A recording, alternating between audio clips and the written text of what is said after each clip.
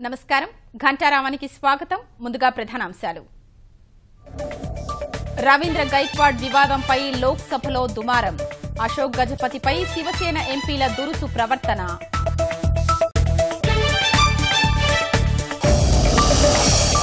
మంత్రివర్గంలో సమర్థులకు చోటు కల్పించకపోవడం బాధాకరమే సామాజిక మాధ్యమాల్లో తప్పుడు ప్రచారం అడ్డుకోవాలన్న సీఎం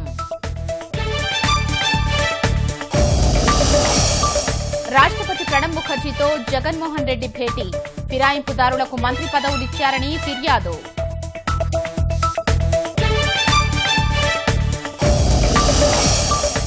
రాష్ట్రంలో బంద్ విరమించిన లారీ యజమానుల సంఘం ప్రభుత్వం చర్చలు సఫలం